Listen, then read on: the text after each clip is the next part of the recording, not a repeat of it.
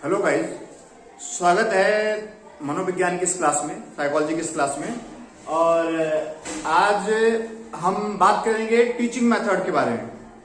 आज हम बात करेंगे टीचिंग मेथड के बारे में। बहुत सारे क्वेश्चन जो है टीचिंग मेथड से अक्सर पेपरों में आते हैं, चाहे वो प्लेवे मेथड हो, चाहे वो जो है एक तरह से जो समस्या समाधान जो विधि है वो हो, या इस तरह से जो डिस्कवरी मेथड हो। तो बहुत सारी विधियां हैं, उन विधियों से अक्सर पेपर में कम से कम 3 से 4 प्रश्न जरूर आते हैं उन सारी विधियों से। तो अब मेथड की बात करते हैं। क्या होता है कि जो टीचिंग मेथड जैसे अभी रिसेंट में कुछ नए नए मेथड है और कुछ बहुत पुराने मेथड है जो लगातार बहुत लंबे समय से जो है वैदिक समय से चली आ रही है। जैसे जो गुरुकुल में पढ़ाई होती थी उसी समय से उन मेथडों का, उन विधियों का प्रयोग चला आया हुआ है। तो अब हम जानेंगे कि जो मेथड होते हैं वो 2 तरह के होते हैं। इस समय क्या था कि इस समय जो मेन फोकस है कि किन मेथड पे या किन विधियों पे ज्यादातर फोकस किया जाता है या किन विधियों को ज्यादातर प्रयोग में लाया जाता है। सबसे ज्यादा जो चाइल्ड सेंटर्ड जो मेथड होते हैं, ठीक है, कि जो छात्र केंद्रित जो विधियां हैं उन पे ज्यादा फोकस किया जाता है, क्योंकि अब हमारा जो केंद्र है, ठीक है, अब हमारा जो सेंटर पॉइंट है वो स्टूडेंट है। हम जो भी गतिविधियां करते हैं, जो भी चीजें करते हैं, उन सारी चीजों का जो सबसे एक तरह से हमारा जो मेन उद्देश्य है वो छात्र है। हर चीज में हम छात्र की जो सुगमता है, ठीक है, teacher as a role of facilitator, ठीक है, जो फैसिलिटेटर होता है उसकी तरह जो है काम करता है। और उसका जो मुख्य उद्देश्य है, उसका मुख्य उद्देश्य यह है कि छात्र जो होता है, जो बच्चा है, वो उसका केंद्र बिंदु है। जो भी करेगा, जो भी पढ़ाएगा, जो भी विधि यूज करेगा, जो भी मेथड यूज करेगा, जो भी टीएलएम यूज करेगा, ठीक है, जो भी टीचिंग एड यूज करेगा, उन सब का मेन उद्देश्य होता है कि बच्चों को समझ में आना चाहिए। वो शिक्षक केंद्रित ना होके वो बच्चा जो है छात्र केंद्रित होना चाहिए, वो टीचर सेंटर्ड ना होकर चाइल्ड सेंटर्ड होना चाहिए, ठीक है। लेकिन हम जानेंगे दोनों के बारे में कि अब जो टीचर जो एक तरह से, ठीक है, जो टीचर सेंटर्ड मेथड है, ठीक है, शिक्षक केंद्रित विधियां है, टीचर सेंटर्ड मेथड, उसके बारे में देख रहे हैं। तो उसमें जैसे क्या होता है कि व्याख्यान विधि, जो लेक्चर मेथड है, लेक्चर मेथड बहुत लंबे समय से जो है चला आ रहा है। पुराने टाइम से ही क्या होता था, गुरुकुल में जो आचार्य होते थे, जो टीचर्स होते थे, वो क्या होते थे कि आते थे और लेक्चर देने एक तरह से जो है अपनी व्याख्यान देना शुरू करते थे और लोग उससे बैठ के सुनते थे, ठीक है, लेक्चर मेथड। साथ में प्रदर्शन विधि, जो डेमोन्स्ट्रेशन मेथड होता है, किसमें क्या होता है कि हम दिखाते थे कि ये है, ऐसा है, डेमोन्स्ट्रेशन दिखा के हम बच्चों को पढ़ाते थे पहले, ठीक है। ये व्याख्यान विधि यानी प्रदर्शन विधि, ठीक है। व्याख्यान प्रदर्शन इसमें क्या होता था, हम चीजों को दिखाते थे और दिखाने के साथ में क्या होता था कि उसका हम प्रदर्शन भी करते थे, ठीक है। अब जैसे ये चौक है तो इस चौक को बारे में बता रहे हैं, तो हम इसको दिखा भी रहे हैं, इसको बता भी रहे हैं किससे बना हुआ है, ठीक है, इसकी साइज कितनी है, इसकी मोटाई कितनी है, इसका लेंथ कितना है, सारी चीजें हम बताएंगे। तो इसमें क्या हो रहा है कि लेक्चर कम डेमोन्स्ट्रेशन, ठीक है, व्याख्यान प्रदर्शन विधि, इसे व्याख्यान प्रदर्शन विधि कह सकते हैं। तो ये जो मेथड रहे, ये बहुत लंबे समय से चले आ रहे जो मेथड है, और इन मेथड जो रहे इनका जो मेन एक तरह से रहा कि इसमें जो है ये टीचर सेंटर्ड है। ये बच्चों को केंद्र बिंदु क्या होता है कि अगर एक टीचर आ रहा है लेक्चर मेथड के थ्रू, आज वैसे मैं आपको एक तरह से क्या हो रहा है कि मैं लेक्चर देता जा रहा हूं और उसमें क्या हो रहा है कि बच्चे की सहभागिता नहीं है। आज के समय में जो एक तरह से जो प्राथमिकता है कि जो बच्चे की क्या सहभागिता है, ठीक है, वो कितना बच्चे उसमें कितना सक्रिय है, ठीक है, उनकी इन्वॉल्वमेंट कितनी है। अगर उनकी इन्वॉल्वमेंट नहीं अच्छी रही तो वो अच्छा क्लासरूम नहीं रहा, ठीक है, वो अच्छा मेथड नहीं रहा। तो चाहे लेक्चर मेथड हो, व्याख्यान विधि हो, ठीक है, चाहे प्रदर्शन विधि हो, डेमोन्स्ट्रेशन मेथड हो, चाहे वो जो है एक तरह से व्याख्यान और प्रदर्शन विधि जो हो, ठीक है, लेक्चर कम डेमोन्स्ट्रेशन मेथड हो, ये जितनी मेथड है, ठीक है, ये सब है टीचर सेंटर्ड। ये इसका जो सेंटर पॉइंट है टीचर है, ठीक है। टीचर को ध्यान में रखकर एक तरह से मेथड को, या टीचर का जो है टीचर इसमें ज्यादा जो है इंपॉर्टेंस लगता है इन मेथडों में।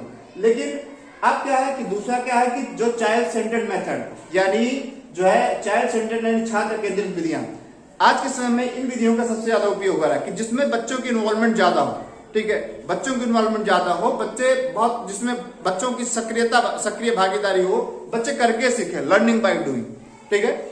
तो अब जैसे हुआ कि प्लेवे मेथड, प्ले मेथड के बारे में अक्सर पेपर में प्ले मेथड से क्वेश्चन आता है, या इसके जैसे इसके जो जन्मदाता रहे फ्रोबेल, ठीक है, उनके बारे में पूछ लेता है, या इसके बारे में प्रश्न आते हैं। प्ले मेथड ये क्या है, इसमें बच्चा क्या हो रहा है, खेल खेल में सीखता है, बच्चा खेल खेल में सीखता है। प्ले मेथड या प्रश्नोत्तर विधि जो रही, आंसर क्वेश्चन जो मेथड ये विश्लेषण, ठीक है, विश्लेषण और संश्लेषण, एनालिसिस जो मेथड है, ठीक है, उसके बारे में जैसे मैंने जो है पिछली वीडियो में बताया भी था। आगमन, ठीक है, और निगमन विधि। आगमन विधि क्या होती है, निगमन विधि, इंडक्टिव डिडक्टिव जो मेथड होते हैं, ठीक है, साथ में समस्या समाधान विधि, समस्या समाधान प्रॉब्लम सॉल्विंग जो मेथड है, उसके बारे में इससे भी क्वेश्चन अक्सर आते हैं। और आगमन और निगमन विधि से भी क्वेश्चन आते हैं, ठीक है। इसमें जो है एक बेस देता है और उसमें बताता है कि आपको बताना होता है कि ये कौन सा किस मेथड से संबंधित है ये चीज।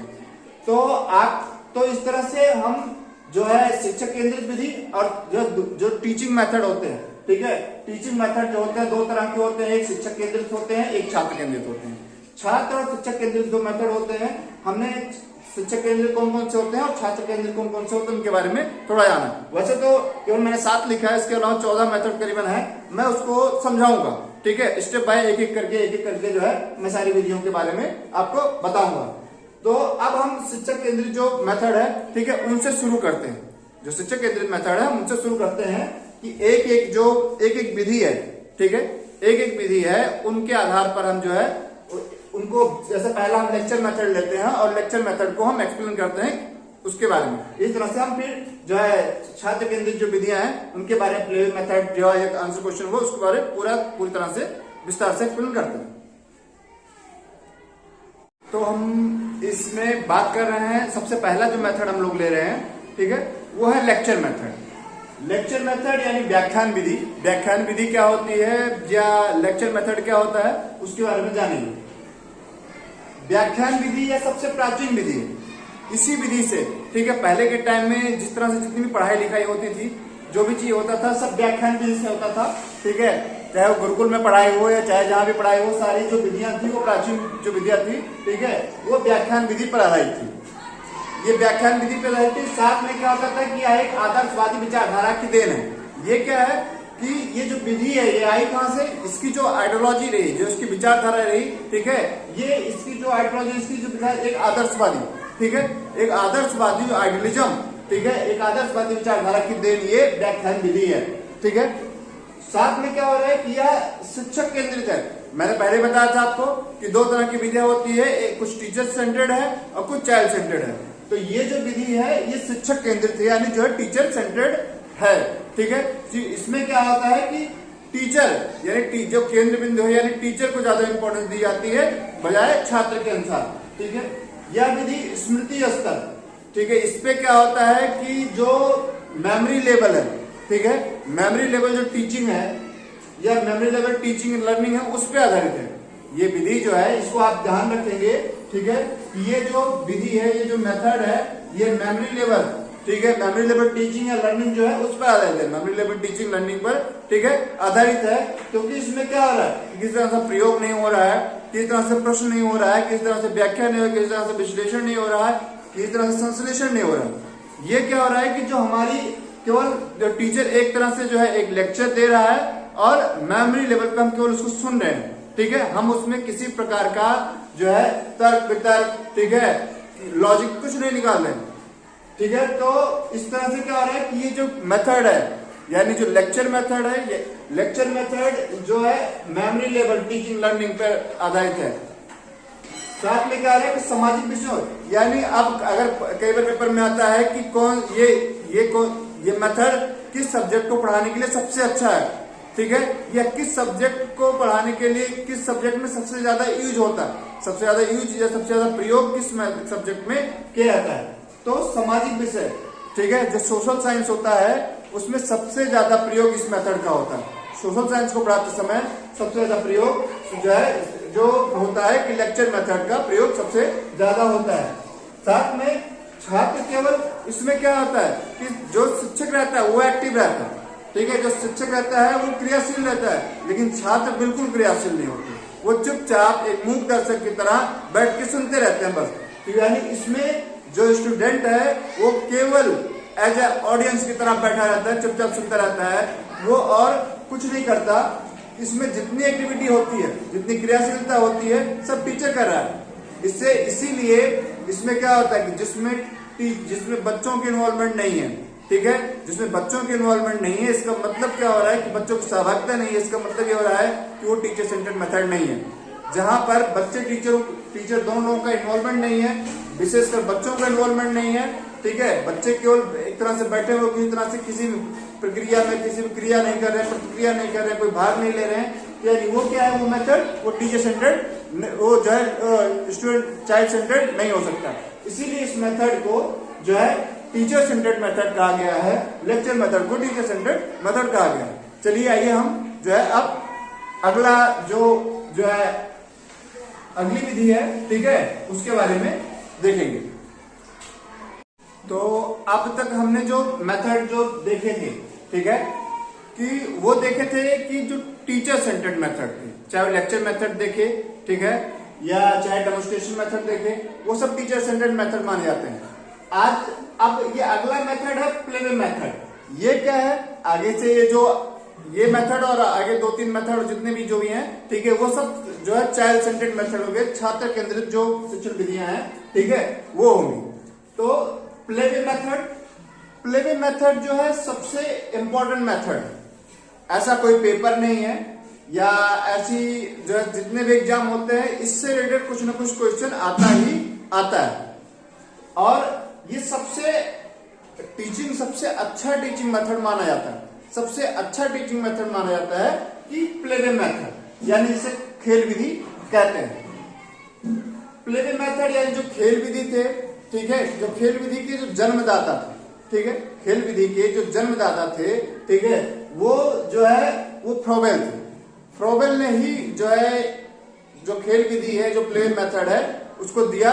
और बाद में काफी लोगों ने इस पे काम किया, जैसे हेनरी कार्लबुक जो थे, उन्होंने वर्क किया, उसमें उन्होंने जो अपनी प्लेवेराम की जो पुस्तक थी, ठीक है, उस पे उन्होंने काफी इस पे काम किया, इसका और डेवलप किया, वो किताब उन्होंने लिखी। तो चाहे आप इस संबंधित जैसे शिक्षा शास्त्र, चाहे पियाजे हुए, चाहे पेस्ट्रोलॉजी हुई, ठीक है, ये सारे लोग इससे जो है फ्रोबेल जो खेल विधि संबंध रहे सब लोग। तो लेकिन इस विधि के जो जन्मदाता रहे वो फ्रोबेल ही रहे, ठीक है, इस विधि के जन्मदाता फ्रोबेल रहे। अब प्लेवे मेथड यानी खेल विधि, यानी खेल में सीखना। क्या होता है कि कोई चीज है, अगर हम उसको खेल में सीख रहे हैं, बिना किसी तनाव लिए, बिना किसी जो है एक तरह से चिंता किए, बिना किसी डिप्रेशन में, ठीक है, बिना किसी एग्जाइटी में, तो इसमें सीख रहे हैं, तो उससे क्या होता है कि वो आसानी से हम सीख सकते हैं। जब हमारा माइंड काफी अच्छा रहे, ठीक है, बिना किसी तनाव के अच्छा रहे, और हम कोई चीज को एक तरह से क्या, खेल स्वाभाविक है, ठीक है, हर बच्चा खेल खेलता है, हर बच्चा खेल खेलता है। अगर उस खेल के द्वारा कुछ सीख लेता है, ठीक है, तो एक तो क्या होता है कि वो उसे फिक्स हो जाता है, ठीक है, वो एक तरह से स्थायी ज्ञान होता है। तो जब कोई बालक, ठीक है, अपने एक नेचुरल, ठीक है, एक स्वाभाविक जो उसका एटमॉस्फेयर है, एक नेचुरल जो स्वाभाविक वातावरण में, बिना किसी तनाव के, ठीक है, बिना किसी तनाव के कोई चीज करता है, ठीक है, पूर्ण रूप से उसे करता है या कोई चीज सीखता है, अगर वो करता है या सीखता है, तो क्या है, वो खेल मेथड, ये जो है खेल विधि है, यह प्लेवे मेथड है। यानी बिना किसी, एक ही जो हर चीज में कुछ ना कुछ तनाव होता है, लेकिन अगर जो खेल विधि देखी जाए तो उसमें किसी तरह से कोई तनाव नहीं होता। तो अगर बिना किसी तनाव के, बिना किसी समस्या के, एकदम फ्रेश माइंड होके, हंसते हुए, ठीक है, जो है खेल कर उससे एक तरह से प्रसन्न चित्त से कोई काम जो किया जा रहा है, या कोई बच्चा उसे पूर्ण कर रहा है, तो वो क्या है, खेल मेथड है, ठीक है। प्लेवे मेथड है, ये खेल विधि है उसके अनुसार। इसका भाव क्या है कि इसमें क्या होता है कि ना तो कोई मुसीबत होती, ठीक है, और ना इसमें आंसू आते, ठीक है। इसका भाव अगर कह सकते हैं कि मुसीबत और आंसुओं के बिना शिक्षा, ठीक है, मुसीबत और आंसुओं के बिना शिक्षा जो दी जा रही है, वो है प्लेवे, वो है खेल विधि। उस खेल विधि के द्वारा हम बिना किसी समस्या के, ठीक है, बिना बच्चा किसी तरह से इरिटेट हुए, बिना किसी रोए हुए, ठीक है, बिना एकदम प्रसन्न चित्त से वो खेल रहा है, ठीक है। शिक्षण की परंपरागत विधियों में इससे क्या हुआ कि इस मेथड का जो इसका एक सिद्धांत रहा कि जो खेल विधि के जो नियम एक का सिद्धांत रहे कि जो शिक्षण की जो परंपरागत विधियां है, ठीक है, जो हमारी ट्रेडिशनल जो मेथड है इसके द्वारा हम पढ़ा रहे हैं, बच्चों को समझा रहे हैं, जो कर रहे हैं, ठीक है, वो इतने इफेक्टिव नहीं। इन सबको एक नई दिशा देना, ठीक है, जैसे प्लेवे मेथड, एक नई तरीके सिखाना जिससे बच्चे की इन्वॉल्वमेंट हो, ठीक है, जिसमें टीचर भी एक्टिव हो, बच्चा भी एक्टिव हो, ठीक है, क्लास सेल्फ डिसिप्लिन हो उसमें, ठीक है, खुद अनुशासित हो, बच्चे को बताना ना पड़े कि ऐसे करना है, वो करके सीखे, ठीक है, पहले उसको अवसर दो कि वो करके सीखे, करके नहीं सीख रहा तो आप उसका सहयोग करो। तो इससे क्या हो रहा है कि टीचर और जो है इसमें क्या होगा कि एक तो क्लास डिसिप्लिन रहेगी, ठीक है, बच्चे में सेल्फ डिसिप्लिन जो है स्व अनुशासन की भावना आएगी, ठीक है, बच्चा करके यानी इसमें क्या हो रहा है कि लॉजिकल थिंकिंग उसकी आएगी, इसमें क्रिएटिव बनेगा, रचनात्मक बनेगा। तो इसमें क्या होगा कि जो शिक्षण विधियां हैं उनको एक नई दिशा देना, एक नई रूप देना, ठीक है। खेल विधि जो आधारित होती है, ठीक है, इसमें क्या हो रहा है कि इस तरह से खेल में सीख जाना। जैसे एक बच्चा है और उस बच्चे को क्या आ रहा है कि गिनती सिखानी है, अब गिनती सिखानी है तो बच्चा ग्राउंड में क्या हो रहा है कि एक बॉल और बैट लेके जो है चले गए, ठीक है, प्राइमरी का बच्चा है, अब उससे कहा गया कि मैं जितनी बॉल फेंकूंगा उतनी बॉल तुम्हें काउंट करना, ठीक है, वैसे बच्चे को गिनती नहीं याद हो रही है, ठीक है, उससे काउंटिंग नहीं याद हो रही, लेकिन अब हम जितनी बॉल फेंक रहे हैं वो बच्चों को काउंट कर रहा है, ठीक है। अगर हमने 10 बॉल फेंकी तो बच्चे ने बता दिया कि आपने 10 बॉल फेंक दी, ठीक है। इस तरह से क्या हो रहा है कि 10 बॉल से तुम्हारे बल्ले पे कितनी बॉल लगी, तो इस तरह से तुम्हारे बल्ले पे 4 बॉल लगी यानी 6 बॉल नहीं लगी, ठीक है। तो इससे क्या हुआ कि हमने सब्ट्रैक्शन हमने घटाना भी सिखा दिया उसे, ठीक है। और ये जो 4 नहीं लगी और 6 लगी, ठीक है, अगर इसको जोड़ दिया तो 10 हो गया, ठीक है। अब इसे 10 बार काउंटिंग भी आ गई। इस तरह से क्या हो रहा कि रोज किस दिन 3 बॉल फेंकी, ठीक है, बच्चे ने गिना कि आपने 3 बॉल फेंकी, दूसरे दिन 4 फेंकी, 4 आ गया, इस तरह से क्या हो 10 फेंक दी। तो इस तरह से क्या हो रहा है कि बच्चा सीख गया ना काउंटिंग, ठीक है। अब बच्चे ने 10 तक गिनती सीख ली लेकिन उसे पता भी नहीं चला, ठीक है। अगर उसे कहा गया होता कि ये 10 है, ये 1 है, ठीक है, ये 2 है, ये 3 है, इस तरह तुम्हें सीखना है, इसको पढ़ना है, ये ऐसे है, ठीक है। तो इस तरह से क्या होता है कि उस तरह से उसके लिए मुश्किल होता सीखना, लेकिन प्लेवे मेथड से वो 1 से 10 तक काउंटिंग सीख गया आसानी से। तो कुछ भी चीजें हैं, ठीक है, हर चीज को जो प्राइमरी लेवल के जितने बच्चे हैं इसमें क्या होता है कि सबसे अच्छा जो प्राइमरी लेवल का बच्चों को सिखाना ये प्लेवे मेथड से सिखाया जा सकता है। तो इस विधि के ये काफी इंपॉर्टेंट है, ठीक है। इस विधि के जन्मदाता रे फ्रॉबेल रहे। ये क्या होता है कि बच्चा अपने स्वाभाविक वातावरण जो होता है उसमें जो बच्चा जो है पूरी तरह से बिना किसी तनाव के, बिना किसी चिंता के, बिना किसी टेंशन के, बिना रोए हुए, ठीक है, हंसते हुए, आराम से खेलते हुए जो चीज सीख जाता है वो खेल विधि। साथ में क्या हो रहा है कि इसमें बिना किसी समस्या के, न कोई मुसीबत है, न किसी तरह से आंसू है, ठीक है, इसका जो भाव है ऐसे सीखना ये होती है। इसमें क्या होता है खेल विधि पर आधारित बहुत सारी जो को करिकुलर एक्टिविटी है, ठीक है, खेल विधि पर आधारित जैसे को करिकुलर एक्टिविटी है, जैसे उसमें कह सकते हैं कि जो शैक्षिक पर्यटन होते हैं कि बच्चों को जो है किसी टूर पे ले जाया जाए तो घुमाने, ठीक है, कहीं बाहर की चीजों को दिखाई जाती है, जो शैक्षिक पर्यटन होते हैं। स्काउटिंग हुआ, ये भी को करिकुलर एक्टिविटी है, जो है ये जो है को करिकुलर एक्टिविटी जो है बेस्ड ऑन प्लेवे मेथड, ठीक है। प्ले मेथड पर जो आधारित जो को करिकुलर एक्टिविटी हुआ, चाहे पेंटिंग हुआ, ड्राइंग हुआ, ठीक है, रेडियो द्वारा जो अधिगम हुआ, टीवी द्वारा जो एक तरह से जो अधिगम हुआ, ठीक है, ये सारी चीजें, गर्ल्स गाइडिंग जो हुआ, तो ये सारी चीजें जो है क्या है, ये सारी चीजें जो प्ले मेथड है, ठीक है, उस पर आधारित जो उसकी करिकुलर एक्टिविटी है उस पर आधारित है। तो इस तरह से खेल विधि ये खेल विधि जो है चाइल्ड सेंटर्ड होती है, इसे आप ध्यान में रखें। खेल विधि चाइल्ड सेंटर्ड होती है, बच्चों पर एक तरह से जो छात्र केंद्रित होती है। और तो ये काफी इंपॉर्टेंट है, इसको आप ध्यान में रखेंगे। अक्सर कई बार क्या होता है खेल विधि के जन्मदाता फॉर्मूले के बारे में पेपर में 1 नंबर में आ जाता है, नहीं तो इससे जो है इससे कई सारे क्वेश्चन बनते हैं और उन आधार पर क्या होता है खेल विधि इस विधि के बारे में अक्सर पूछा जाता है। तो चलिए अब हम अगला जो विधि है, ठीक है, अगला जो मेथड है उसके बारे में पढ़ते हैं। अब ये जो अगली विधि है कि प्रदर्शन विधि, ठीक है, कि जो डेमोन्स्ट्रेशन मेथड है, ये डेमोन्स्ट्रेशन मेथड या प्रदर्शन विधि ये क्या होती है, हम इसके बारे में विस्तार से देखेंगे। इसमें क्या हो रहा है कि आपको प्रदर्शन, आपको नाम सुन के पता चल रहा होगा कि प्रदर्शन यानी किसी चीज का प्रदर्शन करना, किसी चीज को दिखाना कि ये ऐसे है या ये ऐसे है, ठीक है। डेमोन्स्ट्रेट करना, यही प्रदर्शन विधि, ये मेथड है। इस मेथड के आधार पर जो है जो शिक्षण विधियां, ठीक है, इसमें बहु ज्ञान इंद्रिय शिक्षण विधि कहते हैं। इसमें क्या होता है कि बहुत सारी जो हमारी ज्ञान इंद्रियां, हमारी जो ज्ञान इंद्रियां हैं, कई सारी ज्ञान इंद्रियां हमें इसमें जो है इसमें प्रयोग की जाती है, क्योंकि हम उसको देखते हैं, कई बार हमने उसमें हम सहभागी बनते हैं, ठीक है। उसको जो है कई बार हम उसे छूते भी हैं। तो इस तरह से क्या होता है कि हमारी केवल एक ज्ञान इंद्रिय नहीं, केवल कान की ज्ञान इंद्रिय नहीं, बल्कि हमारी आंखें भी उसमें काम कर रही है, ठीक है। हमारा कान भी उसमें सुन रहा है, कई बार उसे टच करके भी देखते हैं, हमारे हाथ भी सेंस भी हो रहा है। तो इससे क्या हो रहा है कि इसमें इसे बहुज्ञान इंद्रिय विधि कहते हैं, बहुज्ञान इंद्रिय शिक्षण विधि कहते हैं। कि ये जो विधि है, ठीक है, ये मेन है कि एक तो देखना होता है, ठीक है, और दूसरा क्या होता है कि सुनना, ठीक है। देखना, सुनना व समझने, ये किस पर आधारित है? देखो, ठीक है, या कह सकते हैं इसको सुनो, ठीक है। देखो, सुनो और वह समझो, ठीक है। ये 3 सिद्धांत में है।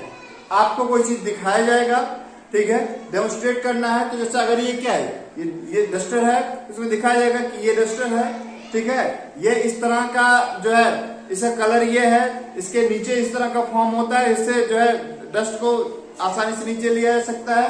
तो हम क्या कर रहे हैं कि हम इस डस्टर का डेमोन्स्ट्रेट कर रहे हैं, ठीक है। हम इसको दिखा रहे हैं, इसकी विशेषता बता रहे हैं, ये कैसे बना है, ठीक है, इसमें क्या लगा है, ठीक है, ऊपर ऐसा क्यों है या नीचे ऐसा क्यों है, ये सारी चीजें क्या रहा, हम एक तरह से डस्टर का डेमोन्स्ट्रेशन कर रहे हैं पूरी तरह से, ठीक है।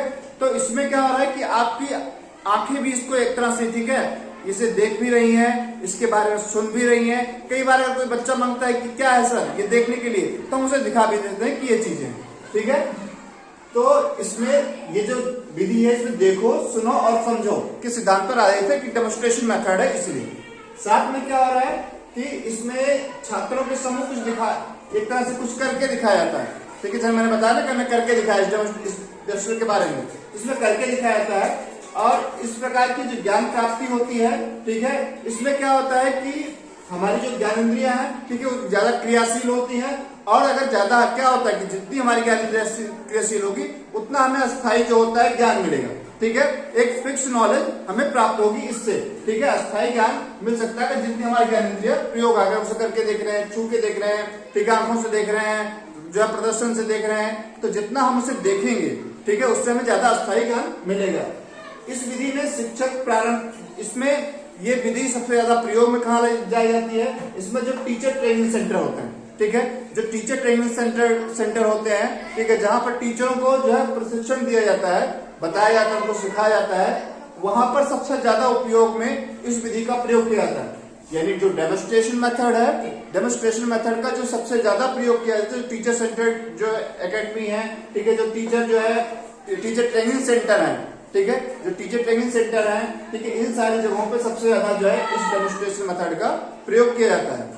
तो इस तरह से क्या हुआ कि इसमें भी बच्चे की जो इन्वॉल्वमेंट है वो कम है, और जहां पर बच्चे की इन्वॉल्वमेंट कम होगी वो टीचर सेंटर, वो तरह से क्या होगा, वो चाइल्ड सेंटर्ड नहीं हो सकता, वो टीचर सेंटर्ड होगा। मोस्टली सबसे ज्यादा क्रियाशील इसमें टीचर्स को दिखा रहा है, समझा रहा है, लेकिन वो बच्चे की इन्वॉल्वमेंट इतनी ज्यादा नहीं जितनी होनी चाहिए।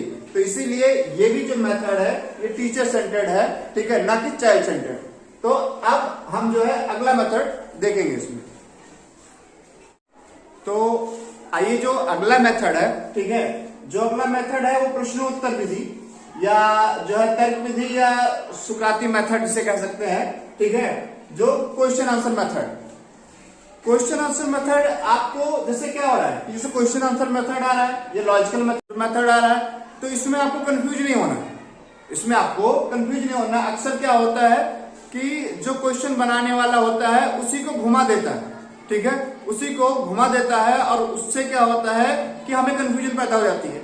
हमने वही पढ़ा है, ठीक है, हमने वही पढ़ा है, हमने इसके फोल्डिंग बार बार पढ़ा है, लेकिन क्या होता है कि पार देना आ जाता है, ठीक है, पाइट आ जाता है, सहारा देना आ जाता है। अब क्या होता है कि हम उसमें फिर कंफ्यूज हो जाते हैं। हमें लगता है कि जो चीजें हमने पढ़ी वो तो आई नहीं, ठीक है, जो वर्ड जो मेन जो टर्म पढ़ा था हमने उसको आए नहीं।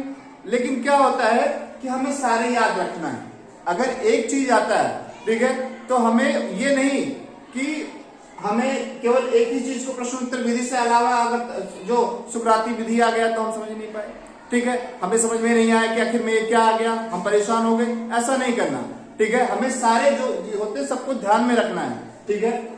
अब क्या हो रहा है कि जो ये प्रश्नोत्तर विधि सुकरात की जो विधि है, ठीक है, सुकरात एक बहुत बड़े दार्शनिक थे, एथेंस के एक बहुत बड़े दार्शनिक थे, बहुत बड़े फिलोसफर थे, ठीक है, उनका नाम सुकरात था। उन्होंने एक विधि दी, ठीक है, एक मेथड दिया जिसे क्वेश्चन आंसर मेथड कहते हैं, ठीक है, ये लॉजिकल मेथड भी कह सकते हैं, सुकराती विधि भी कह सकते हैं, ठीक है, हमें ध्यान में रखना है। साथ में क्या हुआ कि इन्होंने इस विधि का जो मेन जो एक तरह से जो उन्होंने बताया, ठीक है, कि इन्होंने बताया कि जो बालक है, ठीक है, जो बच्चा है उसके अंदर समस्त जो ज्ञान होता है वो निहित होता है। यानी बच्चे के अंदर जितनी नॉलेज होती है सारी की सारी नॉलेज बच्चे के अंदर, ठीक है, होती है, ठीक है। बच्चा वो कहता है कि बच्चा ज्ञान का भंडार है, ठीक है, सब कुछ है उसके अंदर, ठीक है, ऐसी कोई नॉलेज नहीं है, ठीक है, ऐसी कोई चीज नहीं है, ठीक है, ऐसा कोई ज्ञान नहीं है जो बच्चे के अंदर है नहीं, ठीक है, जो बच्चे में ना पाया जाए। सब कुछ है बच्चे के अंदर, सारी चीजें, सारी नॉलेज, हर एक चीज बच्चे के अंदर उपलब्ध है। लेकिन अब क्या है, वो कहते हैं कि सारी चीजें उपलब्ध तो है, लेकिन अब ये काम किसका है कि वो जो ज्ञान है, ठीक है, वो नॉलेज है, वो नॉलेज को निकालना बाहर, ठीक है, उस ज्ञान को बाहर निकालना, जो भंडारण है उसके अंदर जो स्टोर है, नॉलेज का भंडार है, ठीक है, उसको बाहर निकालने का काम टीचर का है, ठीक है। टीचर इस तरह से बच्चों को, ठीक है, गाइड करे, ठीक है, उसका इस तरह से मार्गदर्शन करे कि जो बच्चे के अंदर जो नॉलेज है, ठीक है, वो निकले। बच्चे को कुछ सिखाना नहीं है, बस उसके अंदर का जो ज्ञान है उसे बाहर निकालना है, उसके अंदर निहित जो ज्ञान है, ज्ञान का भंडार है, ठीक है, उसे खोलना है, उसे बाहर निकालना है, ठीक है, और वो निकालने का काम, ठीक है, और निकलवाने का जो काम है वो काम है टीचर का, ठीक है। टीचर किस प्रकार जो है उसमें सफल रहता है वो टीचर पे डिपेंड करेगा। बच्चे के अंदर समस्त ज्ञान है, सारी नॉलेज बच्चे के अंदर भरी हुई है, ठीक है। ये कहते हैं कि शिक्षक पाठ्यवस्तु, ठीक है, जो कंटेंट है, ठीक है, शिक्षक पाठ्यवस्तु को इस प्रकार प्रस्तुत करे, ठीक है, इस तरह से जो है प्रस्तुत करे, ठीक है, कि बच्चा सत्य को परख सके, जो सच्चाई है या जो सत्य है उसको परख सके और उसके बाद में उसको आत्मसात कर सके, ठीक है। आत्मसात यानी उसको स्वयं सीख सके, इस तरह से कंटेंट को प्रस्तुत करना है कि बच्चा क्या हो रहा है कि जो उसकी जो रियलिटी है उसको जान सके और उसको आत्मसात, खुद में आत्मसात कर सके। इस तरह से जो है टीचर, सब कुछ तो है बच्चे के अंदर, सारी नॉलेज, सारा ज्ञान, सारी चीज। अब टीचर का रोल यह है कि वो कितना उससे निकलवा सकता है उस नॉलेज को। यह विधि जो होती है, ठीक है, ये विधि क्या है कि इसमें ये अंडरस्टैंडिंग लेवल, ठीक है, जो यूएलटी से कहते हैं, ठीक है, अंडरस्टैंडिंग लेवल टीचिंग जो होता है या understanding level teaching learning method जो है, ठीक है, उस पर आधारित है। यानी ये बोध स्तर, यानी क्या हो रहा है कि जैसे उसमें पढ़ा था कि जो लेक्चर मेथड था, ठीक है, उसमें क्या था कि ये केवल क्या था कि मेमोरी लेवल टीचिंग लर्निंग थी, ठीक है, यानी जो है स्मृति स्तर पर जो शिक्षण अधिगम की जो प्रक्रिया थी केवल वही थी। लेकिन ये क्या है, मेमोरी से एकदम बढ़ के, यानी अंडरस्टैंडिंग लेवल, ठीक है, अंडरस्टैंडिंग लेवल की जो शिक्षण अधिगम की जो प्रक्रिया है, ये अंडरस्टैंडिंग लेवल की शिक्षण अधिगम की प्रक्रिया है, ठीक है। इस विधि में अब इससे क्या होता है कि जब अंडरस्टैंडिंग, इसमें क्या होता है, इसकी विशेषता क्या है कि इसमें यह है कि बच्चा जो है एक तरह से सेल्फ डिसिप्लिन में रहे, बच्चा सेल्फ डिसिप्लिन में रहेगा, बच्चा सेल्फ डिसिप्लिन में रहेगा, उसको सेल्फ डिसिप्लिन जो अपने आप जो है एक तरह से वो सीखेगा चीजों को।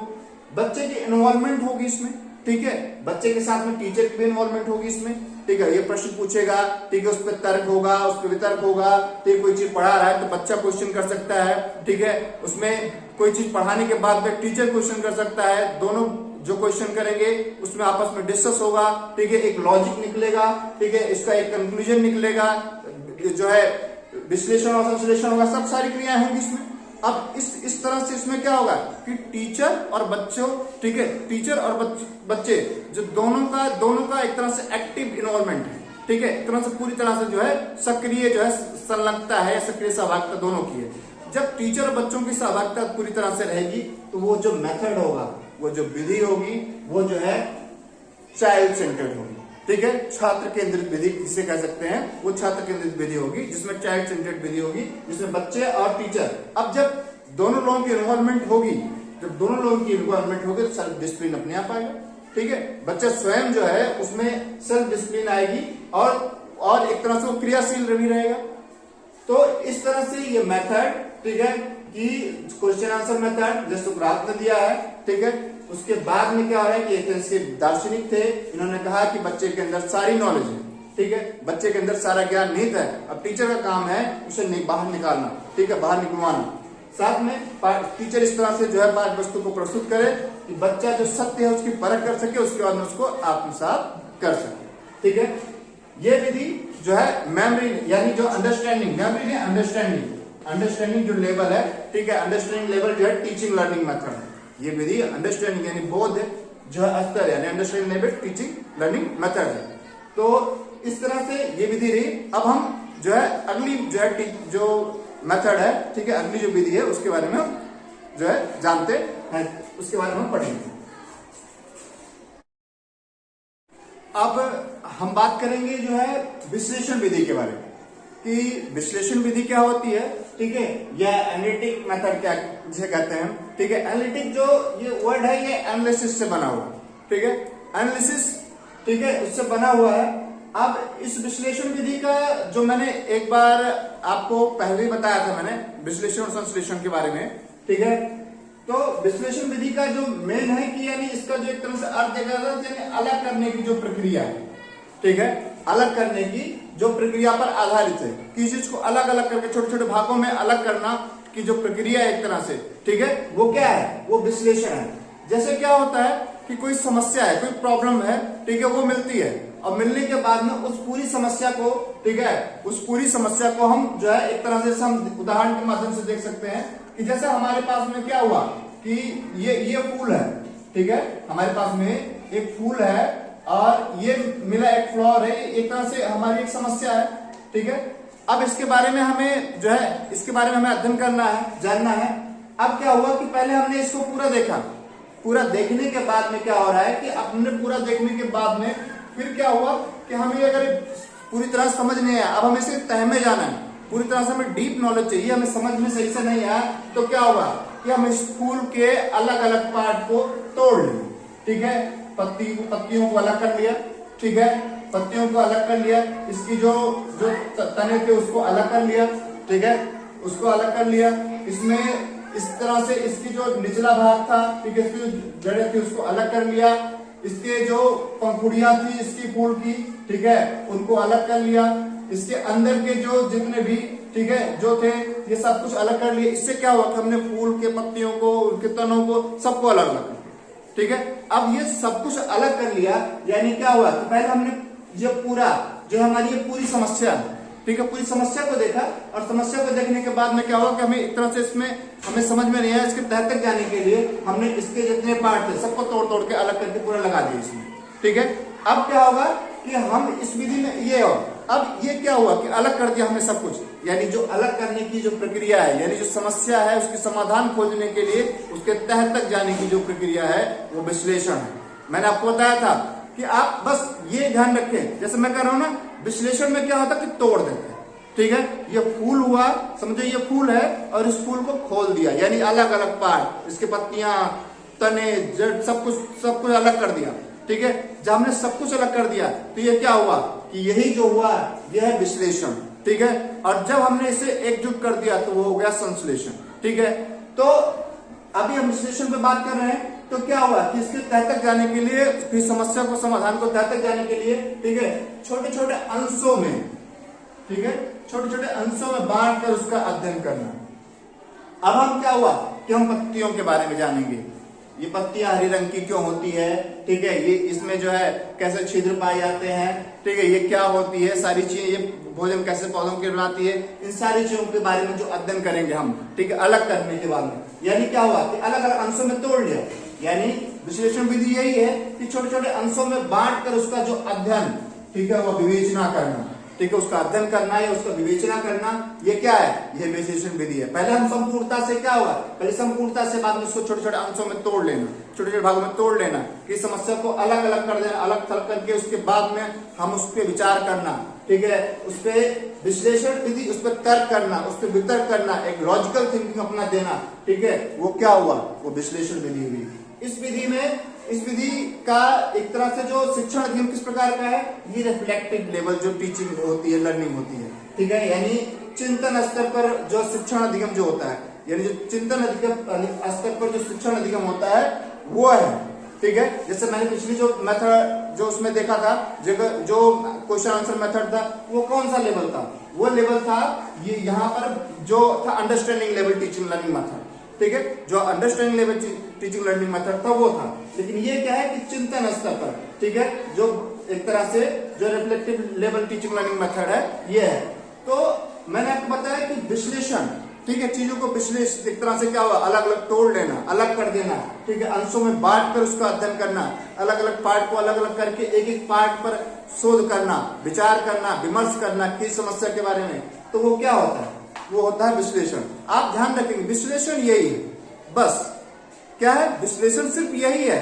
यानी क्या हुआ कि एक फूल था, उसको मैंने तोड़ दिया अलग अलग भागों में, ठीक है, खोल दिया, सब कुछ खोल दिया, उसके पत्ते तने जड़ सब कुछ खोल दिया, ये क्या हुआ, यही विश्लेषण हुआ, अंशों में तोड़ दिया, ठीक है, अंशों में तोड़ के जो अध्ययन होगा वो विश्लेषण होगा। तो इस तरह से ये विधि है। अब हम अगला मेथड देखते हैं।